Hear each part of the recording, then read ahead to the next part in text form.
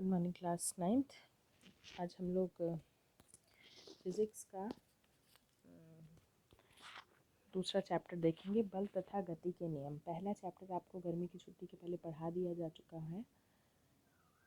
तो देखते हैं बल तथा गति के नियम, जिसमें आप लोग वेग पढ़ चुके हैं। गति, चाल, वेग, त्वरण, असमान गति, असमान वेग, समान गति, समान वेग, ये सारी चीज़ें पढ़ चुके हैं। वेग, गति और असमान गति, समान गति, इनके ग्राफीय निरूपण पढ़ चुके हैं, फॉर्मूला पढ़ चुके हैं आप लोग। ठीक है, तो आज हम लोग बल तथा गति के नियम देखते हैं चैप्टर। तो बल तथा गति के नियम में पहले बल क्या होता है। तो किसी भी कार्य को करने की जो क्षमता होती है उसे हम क्या कहते हैं, बल कहते हैं। तो यह किसी भी कार्य को करने में मदद करता है, या किसी भी कार्य को करने की जो क्षमता है वो किससे दिखाई जाती है, किससे पता चलती है, हमको बल से पता चलती है। ठीक है, तो किसी भी कार्य को करने के लिए या तो हमें वस्तु खींचनी पड़ती है या ढकेलनी पड़ती है। इसी खींचने और ढकेलने को ही बल कहा जाता है। उठानी पड़ती है, रखनी पड़ती है, जो भी, ये सारी किसमें आती है, हमारी बल में आती है। दरवाजे को खोलने के लिए उदाहरण देखिए, या तो दरवाज़ा खींचा जाता है या ढकेला जाता है। अलमारी की किसी भी दराज को खोलने के लिए खींचना पड़ता है या बंद करना पड़ता है। ये सारे क्या हैं, एक जनरल उदाहरण हैं बल के। तो जनरली ऐसे साधारण रूप में अगर हम लोग देखें तो बल क्या होता है, किसी भी कार्य को करने की क्षमता क्या बताती है, क्या है उसमें कितना बल है। ठीक है, अब बल के क्या क्या प्रभाव होते हैं। बल किसी स्थिर वस्तु को गतिशील बनाता है। जैसे फुटबॉल को पैर से धक्का मारने पर वो गतिशील हो जाती है। बल किसी गतिशील वस्तु को स्थिर कर देता है। जैसे गाड़ियों में ब्रेक लगाने से गाड़ी रुक जाती है।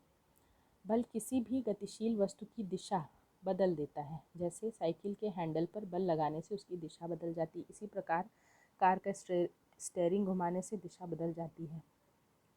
बल किसी गतिशील वस्तु के वेग में परिवर्तन कर देता है। परिवर्तन करने का मतलब क्या है, कोई चीज़ धीरे चल रही है, उस पर हमने बल लगाया तो वो तेज़ चलने लगी।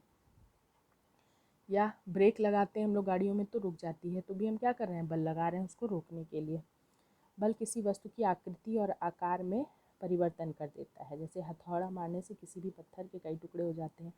रबर के किसी भी सामान को आप दबाइए तो उसका आकार चेंज हो जाता है। तो कुल मिला के बल क्या करता है, किसी भी वस्तु की स्थिति में परिवर्तन करता है। यानी गति में है तो उसको रोक सकता है या धीरे कर सकता है, रुका हुआ है तो उसको गतिशील कर सकता है, उसकी दिशा में परिवर्तन कर सकता है, आकार में परिवर्तन कर सकता है। ठीक है, या उसके वेग में परिवर्तन कर सकता है। ये सारी चीज़ें, ये चार चीज़ें क्या कर सकता है, हमारा बल कर सकता है। ठीक, अब हमारे पास दो तरीके के बल होते हैं।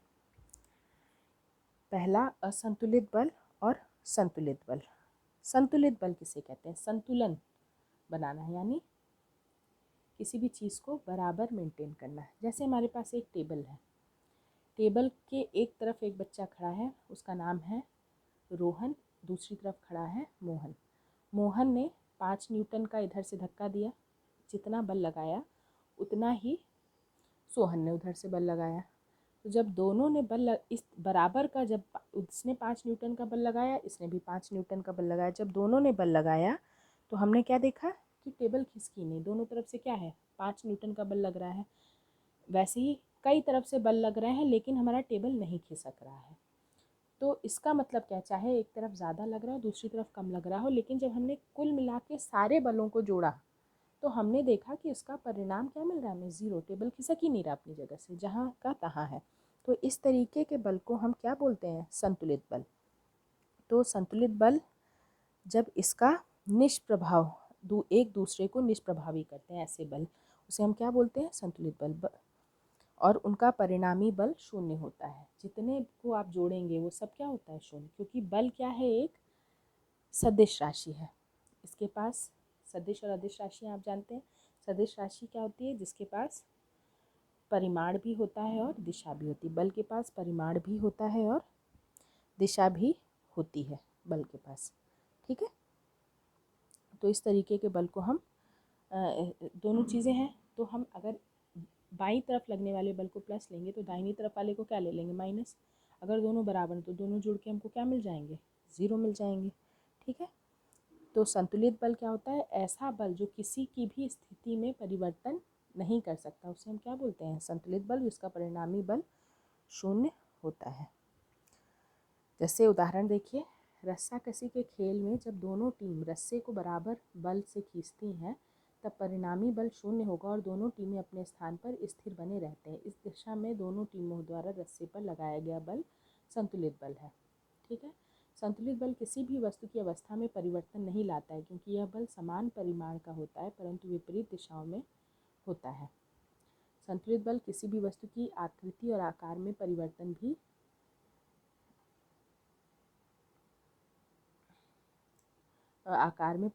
कर देता है। उदाहरण, फूले हुए गुब्बारे पर अगर दोनों दिशाओं से बल लगे तो गुब्बारे की आकृति एवं आकार दोनों में परिवर्तन हो जाएगा। दोनों तरफ से अगर आप लगाएं बराबर तो चेंज हो जाएगा। असंतुलित बल, जब किसी वस्तु पर लगे अनेक बलों का परिणामी बल शून्य नहीं होता है तो उस बल को असंतुलित बल कहा जाता है। तो असंतुलित बल क्या होता है, जब किसी वस्तु पर लगे अनेक बलों का परिणामी बल शून्य नहीं होता है। तो यानी एक टेबल को एक तरफ से रोहन ने 10 न्यूटन से धक्का दिया, दूसरी तरफ से 5 न्यूटन से धक्का दिया, तो जिधर से ज़्यादा धक्का लग रहा उधर की तरफ खिसक जाएगी टेबल। तो इस तरह 5 - 10 क्या मिलेगा, 5 मिलेगा हमको। तो जिस तरफ ज़्यादा बल लग रहा है उस तरफ खिसक जाएगी हमारी टेबल। तो इस तरीके के बल को हम क्या बोलते हैं, असंतुलित बल। किसी भी स्थिर वस्तु को गतिशील कर देता है। असंतुलित बल से क्या क्या प्रभाव हमें मिलते हैं, किसी भी स्थिर वस्तु को यह गतिशील कर देता है, वेग को बढ़ा देता है, वेग को कम कर सकता है, स्थिर बना देता है, आकृति एवं आकार में परिवर्तन कर देता है। ठीक है, तो असंतुलित बल जिसका परिणामी बल शून्य नहीं होता है। अब आते हैं हम लोग गति के नियम। तो पहली चीज़ याद रखिए, बल का मात्रक क्या होता है, न्यूटन। एसआई मात्रक न्यूटन होता है। और बल क्या होता है, F बराबर m गुणे a, द्रव्यमान गुणे त्वरण। ठीक है,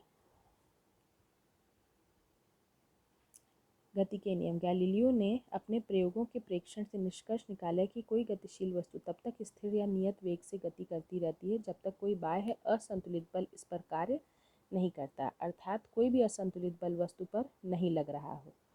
प्रायोगिक रूप से यह असंभव है किसी भी वस्तु पर शून्य असंतुलित बल हो, क्योंकि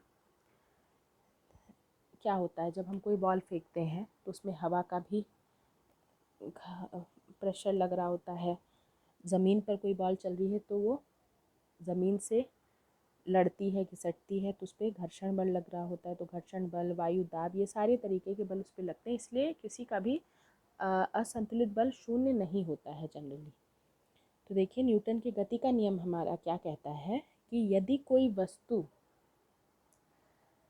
स्थिर अवस्था में है तो वो स्थिर बनी रहेगी, अगर गति की अवस्था में है वो तो गति की अवस्था में रहेगी जब तक उस पर कोई बाहर से असंतुलित बल कार्य ना करे।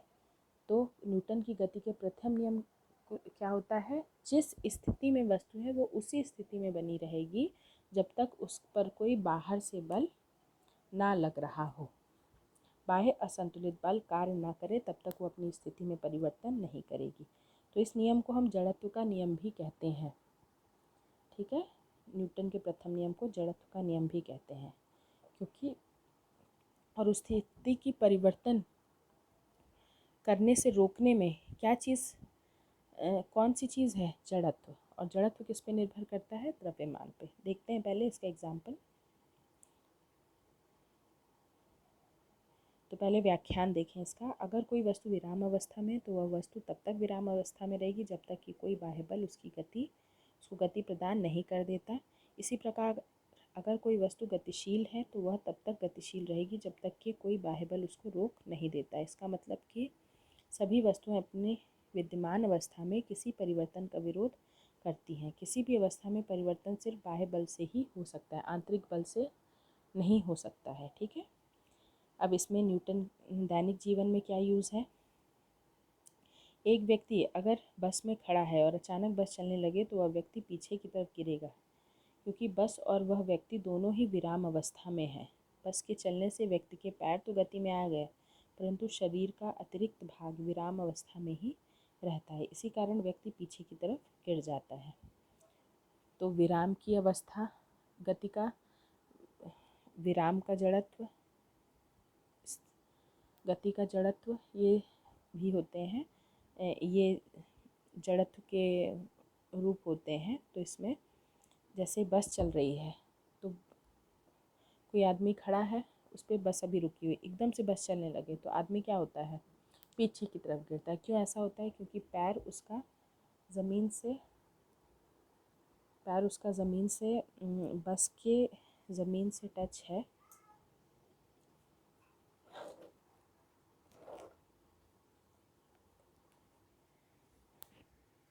पैर उसका ज़मीन से टच है, तो जैसे ही बस चली तो उसका पैर गति में आ गया, परंतु ऊपर का जो भाग है वो अभी भी स्थिर अवस्था में, इसलिए पैर तो आगे बढ़ गया लेकिन बाकी शरीर पीछे की तरफ गिरता है। वैसे ही अगर बैठा हुआ है कोई आदमी, बस चल रही है, एकदम से बस रुकती है तो वो गिरता है। तो बस रुकने से क्या होता है, नीचे का जो भाग है शरीर का वो तो स्थिर बना रहेगा, लेकिन ऊपर का भाग अभी भी गति में बना हुआ है। तो जो पार्ट टच में है हमारे बस के एकदम से, वो तो अभी वो एकदम से रुक गया, लेकिन जो ऊपर का भाग है वो अभी भी गति में चल रहा है। तो एकदम से रुकने की वजह से ऊपर का भाग गति में होने से आगे की तरफ गिरता है। ठीक है, ऐसे देखिए, गीले कपड़ों को तार पर सूखने से पहले कपड़ों को कई बार झटकने से पानी की बूंदें नीचे गिर जाती हैं और कपड़े जल्दी सूख जाते हैं। ऐसा इसलिए होता है क्योंकि कपड़े को झटकने से कपड़ा तो गति में आ जाता है, लेकिन पानी की बूंदें पहले से विराम में थी, अब भी विराम में है। तो कपड़ा जहाँ हिला लेकिन वो विराम में है, तो अपनी जगह से बूंदें नीचे गिर जाती हैं और वो कपड़ों से अलग हो जाती हैं। ठीक, ऐसी और एग्जाम्पल भी दिए हुए हैं। देखिए, बातें हम लोग जड़त्व तथा द्रव्यमान। जड़त्व क्या होता है, जड़त्व किसी वस्तु का वह गुण है जिसके कारण वह अपनी विराम अवस्था अथवा एक समान गति की अवस्था में परिवर्तन का प्रतिरोध करता है। वास्तव में द्रव्यमान किसी वस्तु के जड़त्व का माप है। यदि किसी वस्तु का द्रव्यमान अधिक है तो उसका जड़त्व भी अधिक होता है, अर्थात हल्की वस्तुओं की अपेक्षा भारी वस्तुओं में अधिक जड़त्व होता है। तो जड़त्व क्या होता है कि अपनी स्थिति में परिवर्तन का विरोध करना, ये किसी भी वस्तु का गुण होता है। जैसे आप अगर बैठे हैं तो जब तक कोई बॉल है वो एक ही जगह पर रुकी रहेगी और वो रुकी रहना चाहती है, जब तक हम उस पर ठोकर ना मारें तब तक वो नहीं चलेगी।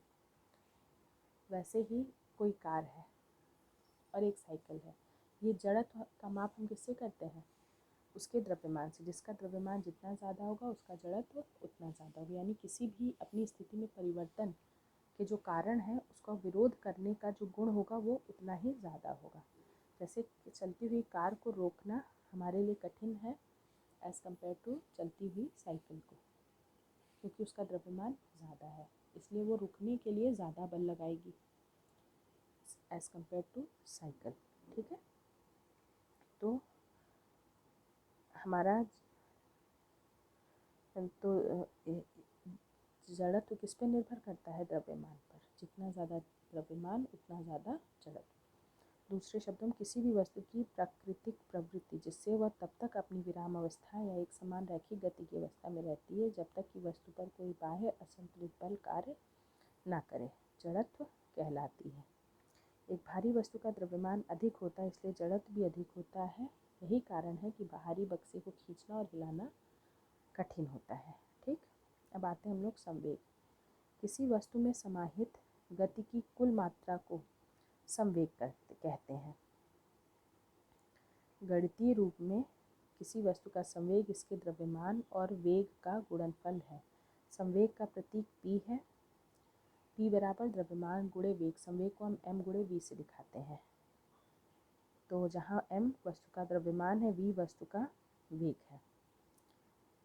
तो उदाहरण देखिए, किसी भी पत्थर या कंकड़ या किसी भी अन्य वस्तु को फेंक कर मारने से व्यक्ति घायल हो जाता है क्योंकि वस्तु का संवेग ज़्यादा होता है।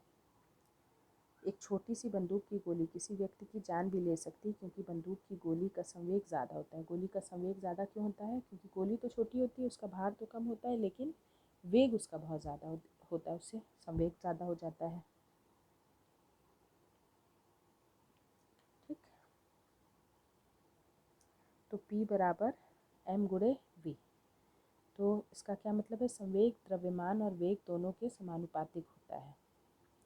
द्रव्यमान बढ़ेगा तो संवेग बढ़ेगा, v बढ़ेगा तो भी संवेग बढ़ेगा। ठीक है, तो देखिए, अगर कोई भी वस्तु विराम अवस्था में है तो उसका v क्या हो जाएगा? ज़ीरो। v ज़ीरो हुआ तो p भी ज़ीरो में होगा। उसका संवेग एक सदिश राशि है। मात्रक m का मात्रक kg होता है, v का मात्रक क्या होता है? मीटर प्रति सेकंड। तो SI मात्रक क्या हो जाएगा? kg मीटर प्रति सेकंड हो जाएगा। तो SI मात्रक kg मीटर प्रति सेकंड और CGS मात्रक ग्राम सेंटीमीटर प्रति सेकंड। क्वेश्चन देखते हैं। एक पत्थर जिसका द्रव्यमान 10 किलो है kg है और 20 मीटर प्रति सेकंड के वेग से फेंका जाता है, उसका संवेग ज्ञात कीजिए। तो संवेग क्या होता है? m गुणे v। m पता है 10, v क्या है? 2। और जब भी आप SI मात्रक में काम करेंगे तो SI ही सारे जितने भी आपको दिए हुए हैं मात्रक, वो सारे आप SI में चेंज करेंगे। SI मतलब मीटर, kg, सेकंड और CGS मतलब सेंटीमीटर, ग्राम, सेकंड। अब यहाँ पे दोनों SI में है, kg में और मीटर प्रति सेकंड, तो सीधे सीधे आप गुणा कर दीजिए। अगला देखते हैं। किसी बंदूक से निकली गोली जिसका द्रव्यमान 25 ग्राम है और वेग 100 मीटर प्रति सेकंड है, संवेग ज्ञात कीजिए। तो वेग क्या है? 100 मीटर प्रति सेकंड और द्रव्यमान 25 ग्राम। तो वेग हमें दिया है मीटर प्रति सेकंड में, लेकिन संवेग क्या है? ग्राम में। तो या तो आप इसको सेंटीमीटर प्रति सेकंड में बदलिए या ग्राम को आप kg में बदलिए। तो हम इसको kg में चेंज करके हम संवेग निकाल रहे हैं। किसी गोली को जिसका वज़न 25 ग्राम है उसको 0.1 मीटर प्रति सेकंड के वेग से हाथ से फेंका जाता है, तो उसका संवेग निकालिए। तो हमारे पास वेग दिया है 0.1 मीटर प्रति सेकंड। इसको हम सेंटीमीटर में चेंज कर सकते हैं क्योंकि द्रव्यमान हमें ग्राम में दिया है।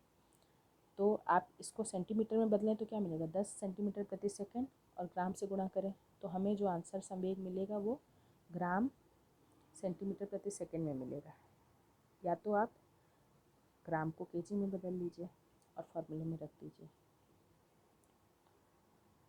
ठीक है, अब आते हैं। किसी ठेले का द्रव्यमान 4000 kg है और उसमें रखे सामान का वजन 20,000 kg है। अगर ये ठेला 2 मीटर प्रति सेकंड के वेग से चलता है तो इसका संवेग क्या है?